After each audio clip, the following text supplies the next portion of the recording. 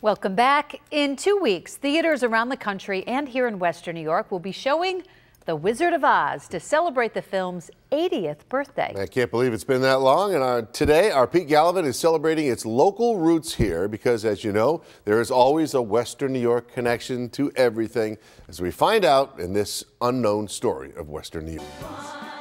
Do the roots of Oz lie somewhere in the hills of Allegany County?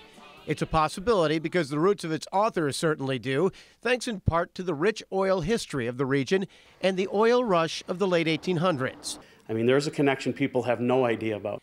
L.Frank Baum was born in Chittenango, New York in 1856. In the 1880s, when oil was struck, his father, Benjamin Baum, who had been involved in a wide variety of business ventures, turned to the potential riches in the petroleum industry.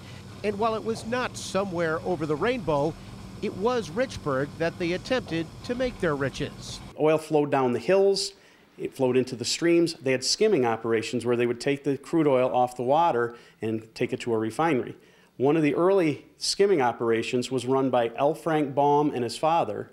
The younger Baum was still 20 years away from putting pen to paper and authoring one of the most beloved stories in American history, but many say his time spent here influenced his work through life. The Wizard of Oz was it the Tin Woodsman that has the upside-down funnel on his head? Supposedly he got that idea, that thought from the local oil fields. Coincidentally, a couple of decades later, in another part of Western New York, another crucial meeting was taking place on the long road to Oz. Harold Arlen, who wrote such classics as Stormy Weather, Accentuate the Positives, and Paper Moon, got his start as Hyman Arluck, a jazz musician aboard the Canadiana. He kept moving up the ladder from one band to a better band. Usually the better bands were better because he was in them.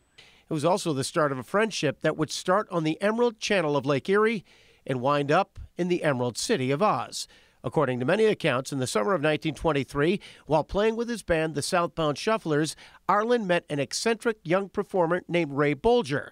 They became fast friends. Bolger came to Buffalo again to perform with Arlen's next band, the Buffalodians, and their paths would cross several more times over the years. They renewed their friendship, and neither was making a whole lot of money, so they became roommates. And those former roommates would come together again in 1939 as Bolger's eccentric acting and Arlen's songwriting and composing would bring to life The Wizard of Oz, a story written by L.Frank Baum, a man who once called Allegany County home and wrote his own chapter in the unknown stories of Western New York.